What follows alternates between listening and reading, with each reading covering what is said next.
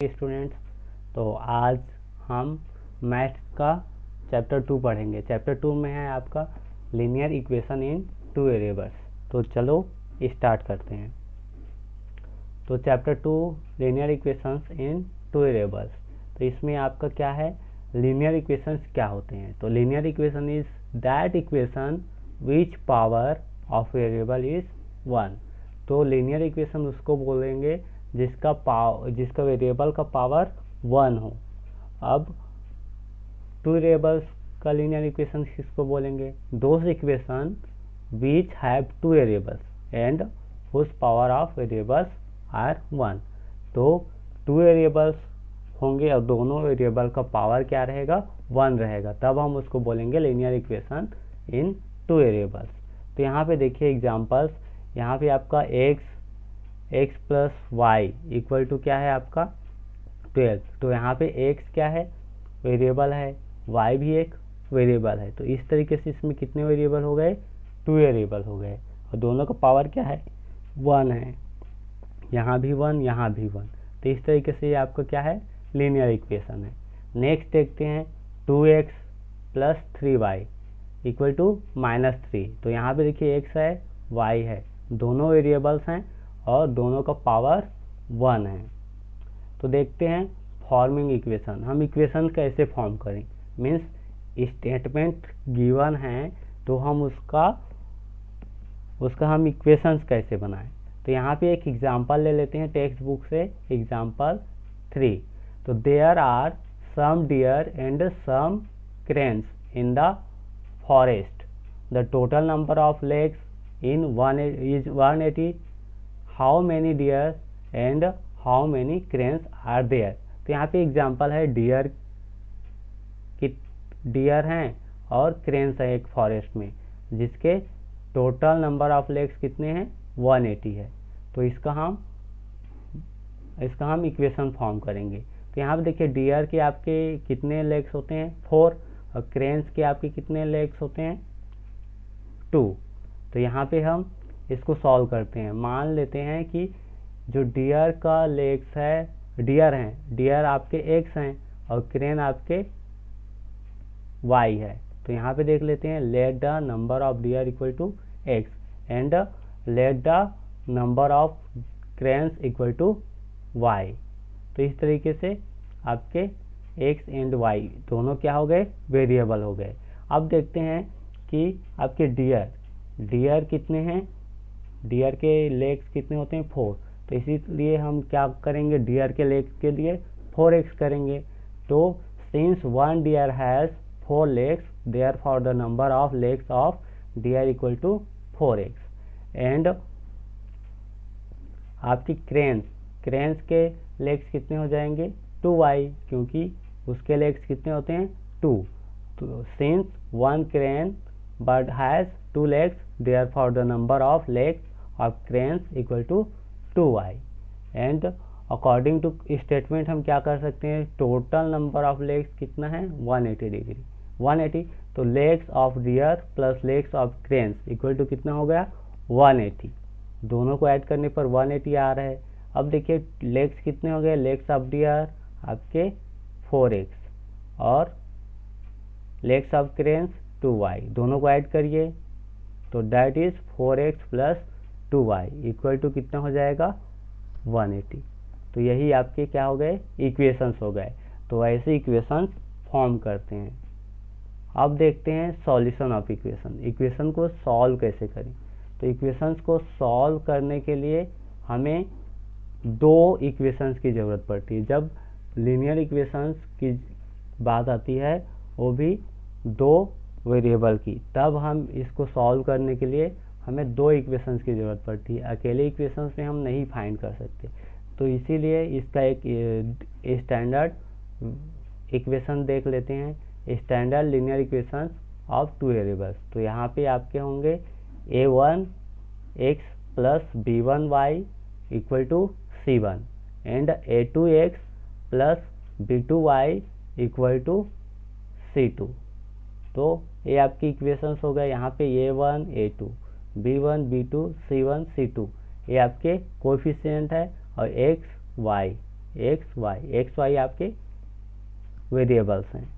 तो यहाँ पे देखते हैं क्या क्या मेथड्स होते हैं कि सॉल्व करने के। तो यहाँ पे दो मेथड है, ग्राफिकल मेथड और आपके हैं अलजेब्रिक मेथड। तो अलजेब्रिक मेथड में भी दो मेथड है, सब्स्टिट्यूशन मेथड, एलिमिनेशन मेथड। तो यहाँ पे देखो ग्राफिकल मेथड्स में हम ग्राफ बना के सॉल्व करते हैं और अलजेब्रिक मेथड्स में हम सब्स्टिट्यूशन मेथड यूज़ करते हैं या तो एलिमिनेशन मेथड यूज़ करते हैं। दोनों को एक साथ यूज़ किया जा सकता है। ज़्यादातर आपके यही दो मेथड यूज़ होते हैं, substitution method and elimination method. आपकी ग्राफिकल मेथड ज़्यादा यूज़ नहीं होते। हम इस आज के क्लास में हम देखेंगे ग्राफिकल मेथड्स। तो चलो इसको सॉल्व करने की कोशिश करते हैं ग्राफिकल मेथड से। तो यहाँ पे देखिए ग्राफिकल मेथड से हम कैसे सॉल्व करते हैं, इसको जानने के लिए हम एक एग्जांपल लिए हैं, एग्जांपल नंबर 5 जो आपके टेक्स्ट बुक में है।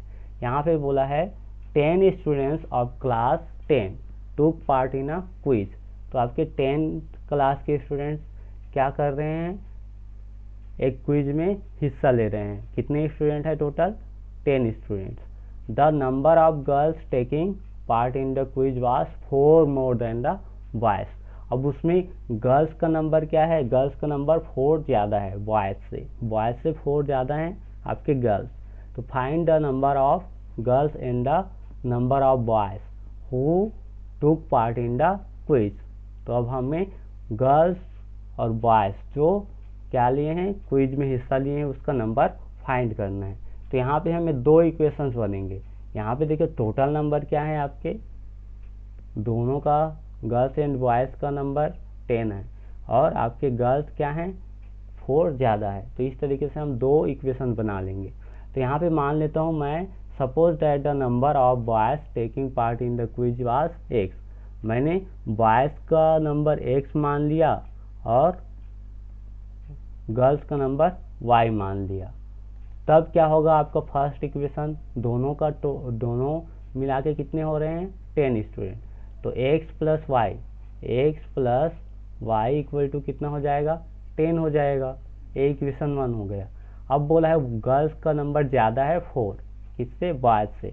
तो गर्ल्स का नंबर इक्वल टू बॉयज़ का नंबर प्लस 4, यानी कि y equal to x plus 4। तो इस तरीके से आपके दो इक्वेशंस बन गए। तो इसको हम सॉल्व करते हैं ग्राफिकल मेथड से। तो ग्राफिकल मेथड से सॉल्व करने के लिए हमें करना होगा,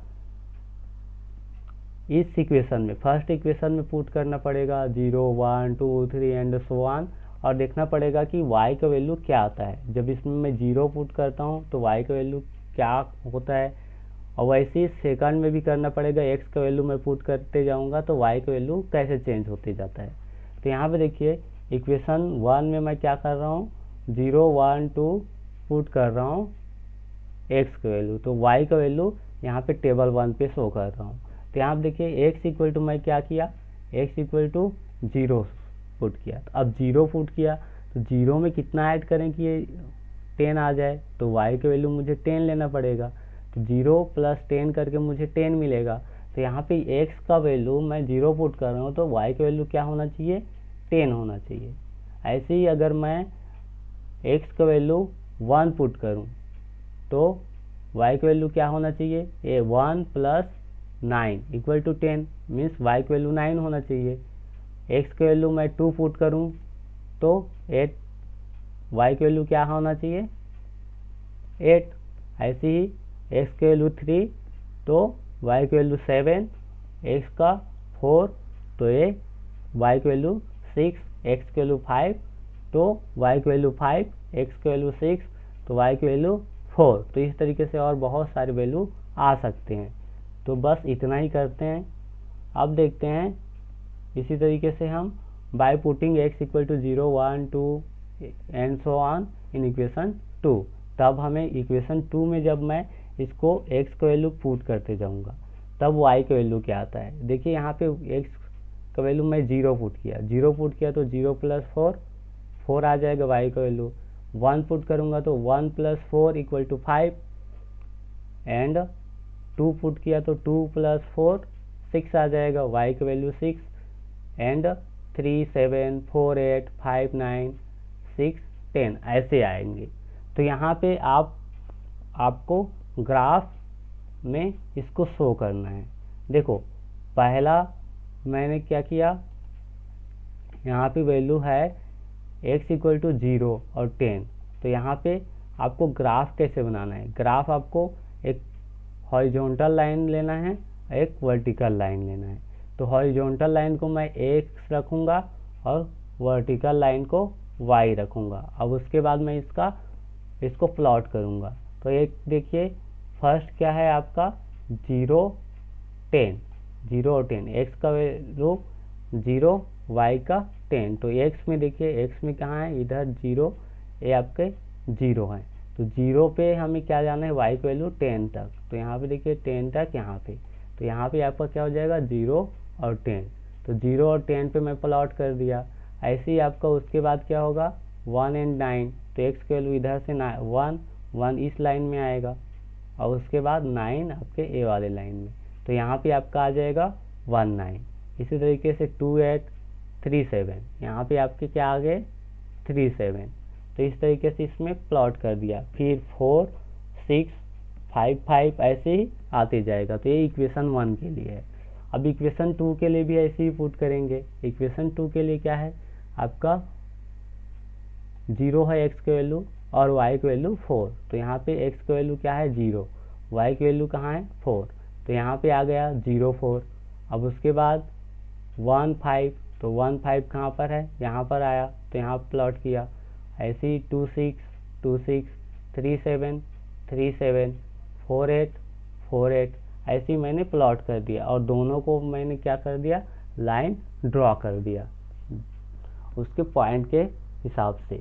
तो इस तरीके से मुझे क्या मिलेगा, 2 लाइन मिलेगा।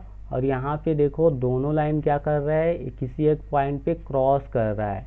कहाँ पे क्रॉस कर रहा है 3 7 पे क्या कर रहा है, इंटरसेक्ट कर रहा है। तो जहाँ पे इंटरसेक्ट करेगा वही पॉइंट उसका सॉल्यूशन होता है। तो यहाँ पे 3 7, x का वैल्यू क्या है 3 है और y का वैल्यू 7 है।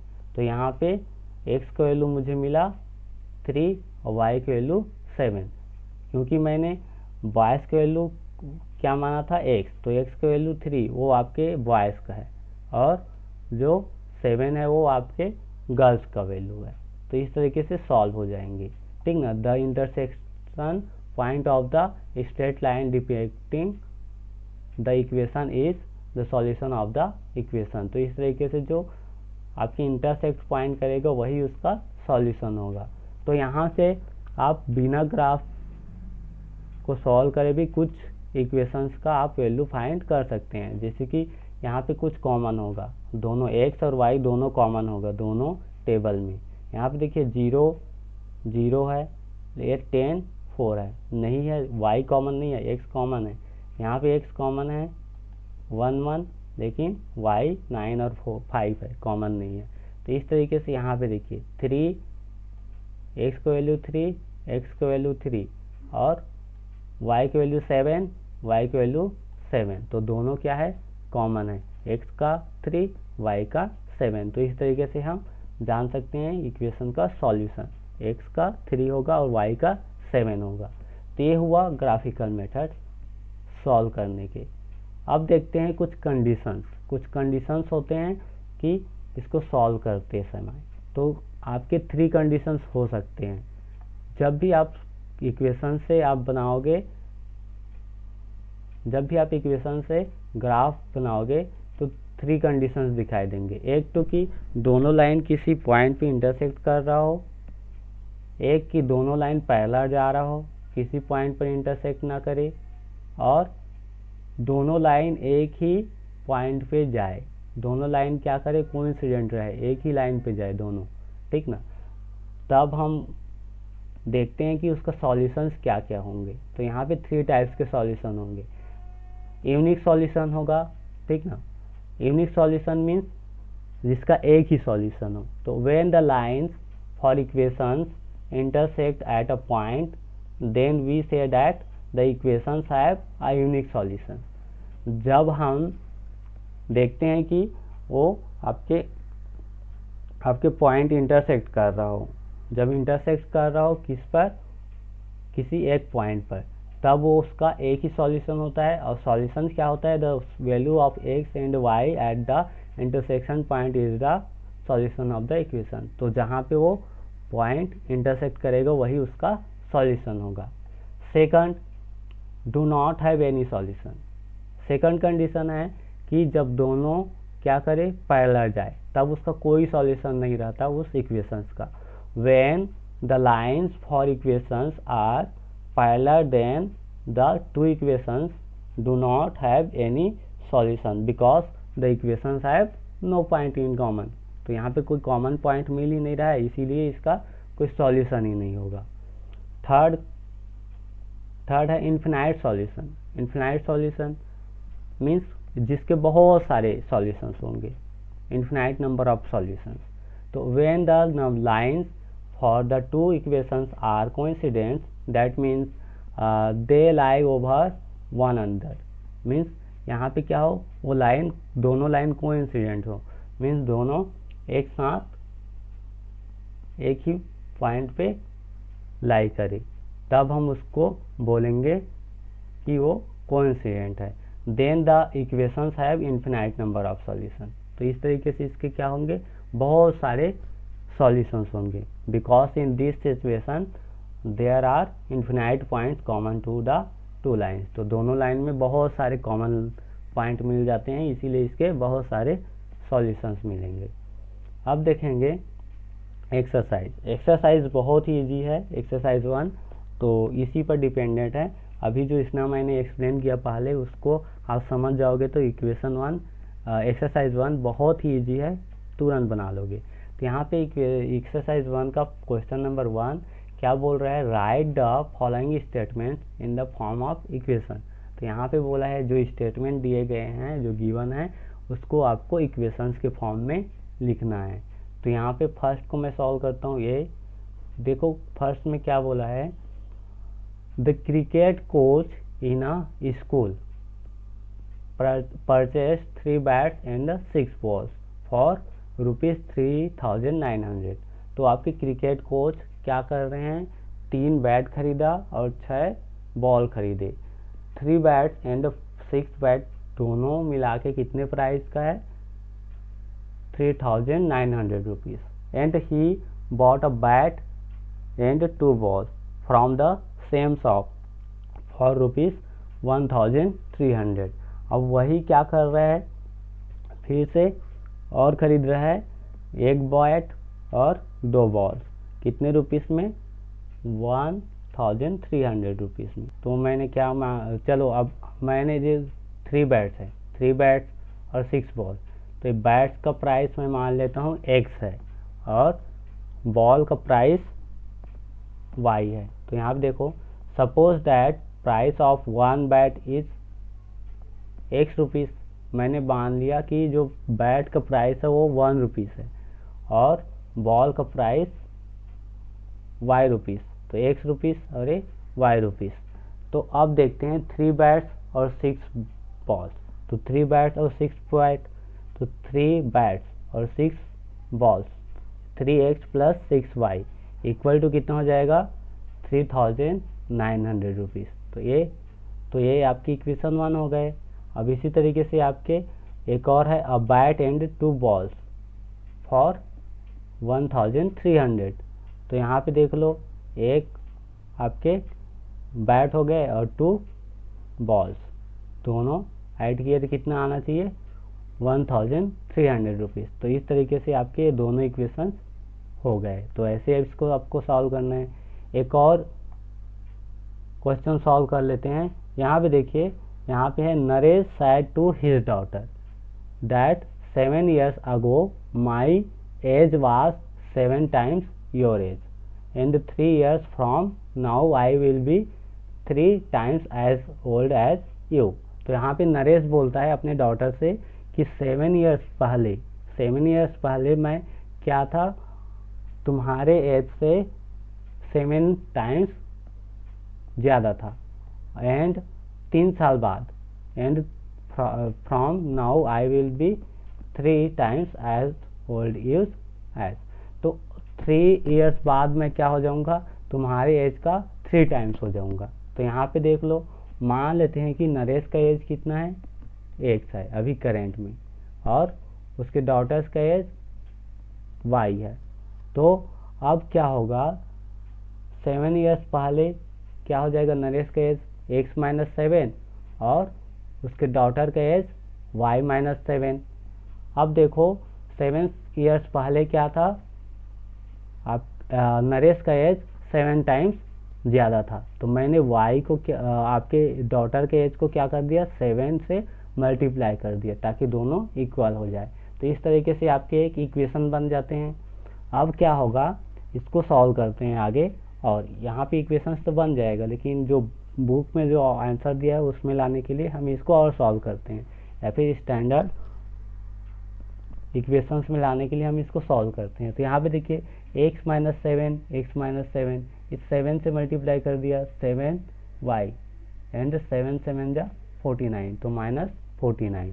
अब उसके बाद इन दोनों को ट्रांसपोज कर दिया इधर, तो x - 7 7y है तो ट्रांसफर किया -7y। अब -49 ट्रांसफर होके +49, तो ये हो गया इक्वल टू 0। अब देखते हैं, देखो x है यहाँ पे -7 और यहाँ पे +49 ऐड हो सकते हैं, तो 49 में मैंने 7 माइनस कर दिया तो +42 आ गया।